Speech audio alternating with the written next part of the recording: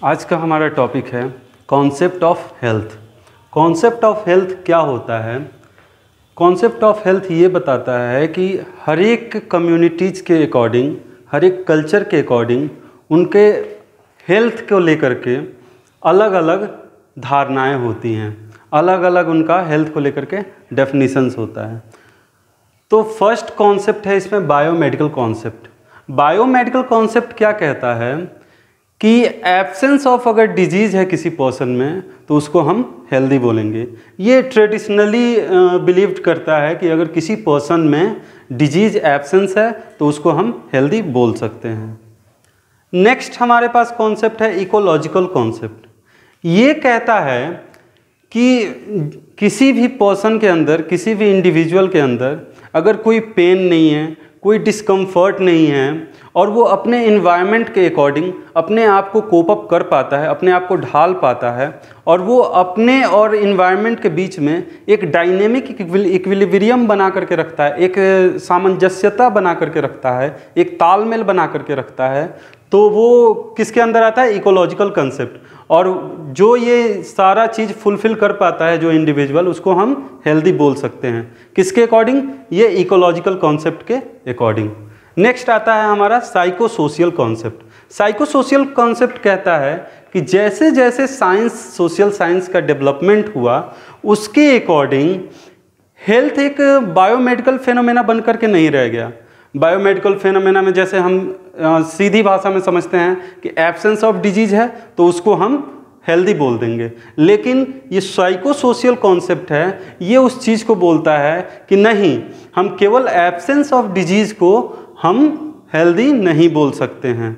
इसके साथ साथ बहुत सारे फैक्टर्स हैं जो कि अफेक्ट करते हैं डायरेक्टली हेल्थ पे, जैसे सोशल फैक्टर्स हो गए, साइकोलॉजिकल फैक्टर्स हो गए, कल्चरल फैक्टर्स हो गए, इकोनॉमिक एंड पॉलिटिकल फैक्टर्स हो गए, जो कि डायरेक्टली इन्फ्लुएंस्ड करते हैं हेल्थ को।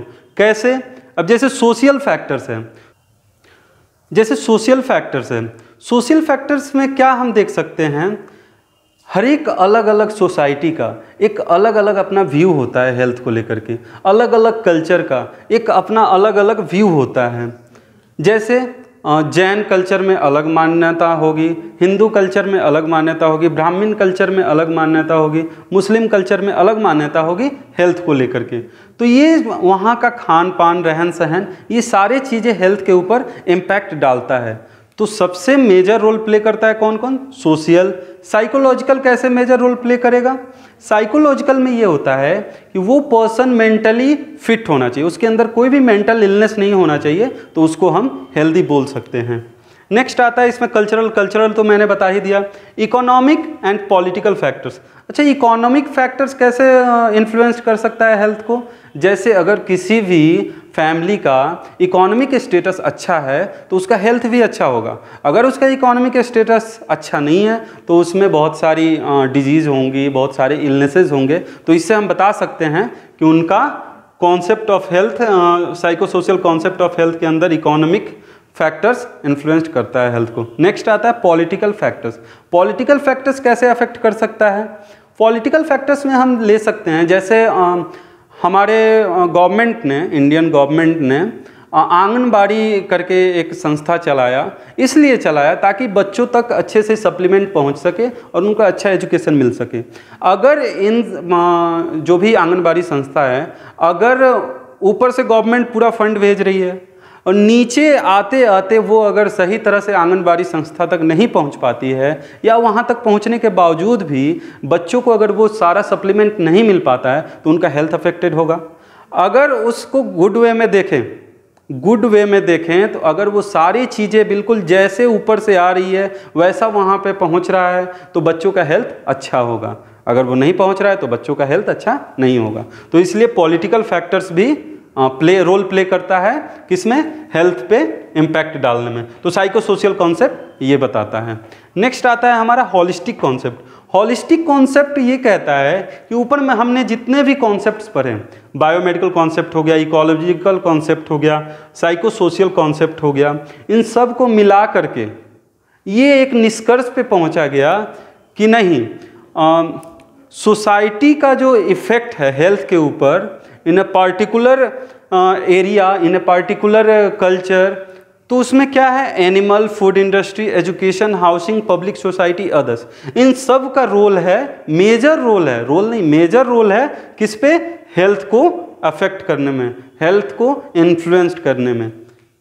एनिमल फूड हो गया, फूड इंडस्ट्री हो गया, अगर ये सारे चीज़ एनिमल्स जो हो गए, अगर उनको अच्छे से हम चारा वगैरह देंगे तो हमें भी प्रोडक्ट अच्छा मिलेगा। यहाँ पे गिव एंड टेक का ये है, रेशियो है। अगर आप अच्छा, अगर पशु वगैरह जो भी हैं उनको अगर आप अच्छे से सप्लीमेंट देते हैं, खान पान अच्छा रखते हैं, तो आपको भी अच्छे दूध, दही ये सब मिलेंगे, एनिमल प्रोडक्ट्स जो भी होंगे मिलेंगे। फूड इंडस्ट्री हो गया, वैसे ही हो गया, अगर उनको अच्छे से आप सिंथेसिस करते हो, अच्छे से उपज करते हो, तो अच्छा आपका हेल्थ होगा। आजकल बहुत ज़्यादा मिलावट हो गया है, तो उससे हेल्थ अफेक्ट पड़ रहा है, हेल्थ पे अफेक्ट पड़ रहा है। नेक्स्ट है education. Education major role play करता है हेल्थ को इन्फ्लुएंस्ड करने में।